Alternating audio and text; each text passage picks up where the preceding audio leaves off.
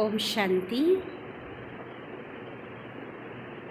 यह चित्र आप देख रहे हैं, यह है त्रिमूर्ति शिव। परमात्मा शिव के 3 दिव्य कर्तव्य हैं। कल चित्र में बताया था कि परमात्मा कौन है। बिंदु रूप है, तारे के समान है। परमपिता परमात्मा जब इस सृष्टि पर आते हैं तो इस संसार में आकर के 3 दिव्य कर्तव्य करते हैं। वह 3 दिव्य कर्तव्य 3 देवताओं के द्वारा कराए जाने के कारण उन्हें त्रिमूर्ति शिव भी कहा जाता है। परमपिता परमात्मा शिव हैं जो ज्योति बिंदु निराकार हैं।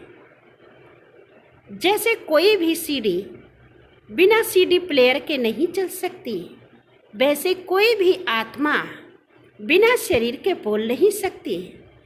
चाहे वो सीडी नॉर्मल हो चाहे सुपर, वैसे ही चाहे कोई आत्मा कोई भी हो, चाहे वो साधारण आत्मा, चाहे महान आत्मा और चाहे परमात्मा, तो ये परमात्मा है, सुपर सोल है।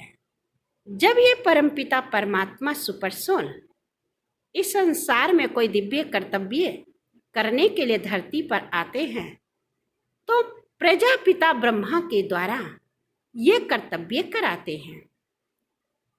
परमात्मा शिव जिस शरीर में प्रवेश करते हैं, यह एक ब्राह्मण का, बूढ़े ब्राह्मण का शरीर होता है जो कलयुग के अंत में है।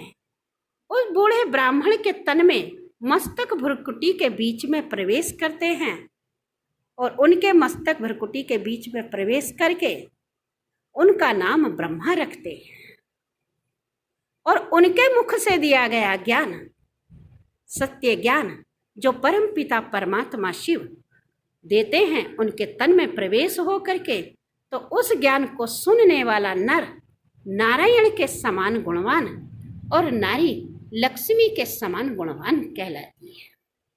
जब ये नर नारायण के समान गुणवान, नारी लक्ष्मी के समान गुणवान बन जाते हैं तो यही देव स्वरूप कहलाता है। उनके अंदर दैवीय शक्तियां, दैवीय गुणों का विकास होता है। परमपिता परमात्मा इस धरती पर आकर के ब्रह्मा के द्वारा ज्ञान देकर मनुष्य को देवी और देवता बनाते हैं। इसलिए गुरुवाणी में कहा गया है, मानुष को देवता किए करत न लागी बार। तो परमात्मा शिव धरती पर आकर मनुष्य को ऐसा सत्य ज्ञान देते हैं जो परमात्मा को समय नहीं लगता, बस समय लगता है तो मनुष्य को उस ज्ञान को धारण करने में समय लगता है। जब मनुष्य देव स्वरूप हो जाता है, देवताओं के समान गुणवान बन जाते हैं, तो तब साथ साथ में सिखाते हैं परमपिता परमात्मा मेडिटेशन से शक्ति लेना, योग से शक्ति लेना। तो ये शंकर जी के द्वारा दिखाया है संसार का, सृष्टि का विनाश। कहते हैं कि तीसरा नेत्र खोला और संसार का विनाश हो गया। वास्तव में संसार का विनाश इनके नेत्र खोलने से नहीं होता है। यह तो ज्ञान आत्मा को जब मिलता है तो आत्मा का ज्ञान मिलने से आत्मा के अंदर आए विकार और बुराइयों का विनाश हो जाता है। क्योंकि परमपिता परमात्मा शिव संसार में ज्ञान देकर के ऐसा देव स्वरूप बना देते हैं जो कि योग के माध्यम से परमात्मा के ज्ञान को धारण करने से मनुष्य जीवन के विकार बुराइयां नष्ट हो जाती हैं। तो तीसरा नेत्र आत्मा का ज्ञान मिलना है, परमात्मा का ज्ञान मिलना है। जब हमारे अंदर से विकार बुराइयां नष्ट हो जाती हैं तो तब हम देवी देवता बन जाते हैं। तो ये योग के माध्यम से ही इतने बुराइयों को समाप्त करना संभव है। अगर योग नहीं है तो इस विकार बुराइयों को समाप्त करना कुछ असंभव सा प्रतीत होता है। इस इसलिए परमपिता परमात्मा के द्वारा दिया गया ज्ञान ही सत्य ज्ञान है, जिससे एक साधारण मनुष्य भी इन विकार बुराइयों पर विजय प्राप्त कर लेता है।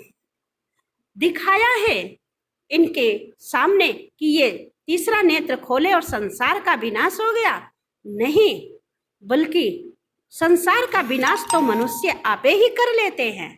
जैसे चाकू का जंक चाकू को आपे ही खा लेता है, समाप्त कर देता है, उसी प्रकार से विकारी मनुष्य आपस में लड़ झगड़ कर अपनी विकार बुराइयों के कारण समाप्त हो जाते हैं। अगर यह विनाश करते तो ये देवता और पूजनीय नहीं कहलाते, न पूजनीय होते। आज इनकी पूजा होती है तो अहिंसा के कारण होती है। तो यह योग मेडिटेशन के आधार से अपनी आत्मा को पावन बनाते हैं। जिस प्रकार से परमपिता परमात्मा 3 दिव्य कर्तव्य कराते हैं, उसी प्रकार से हम त्रिमूर्ति के बच्चे त्रिमूर्ति स्वरूप हैं। हम ब्रह्मा के स्वरूप बनकर के ज्ञान देकर के अन्य आत्माओं में योग्यता स्थापित करते हैं। तीसरे, हम अपने जीवन में पालना करते हैं, जो ज्ञान परमात्मा शिव से सुनते हैं, और योग लगाकर हमें अपने विकार बुराइयों का विनाश करना है। और जो परमात्मा में और मुझ में अंतर है, उस अंतर को मिटाना ही योग के कारण होता है। तो 3 देवताओं के द्वारा 3 दिव्य कर्तव्य कराए जाने के कारण परमात्मा शिव को गॉड फादर भी कहा जाता है। तो G for generator, O for operator और D फॉर डिस्ट्रॉय। तो तीनों दिव्य कर्तव्य परमात्मा शिव 3 देवताओं के द्वारा कराते हैं, इसलिए इन्हें त्रिमूर्ति शिव कहा जाता है। अच्छा, ओम शांति।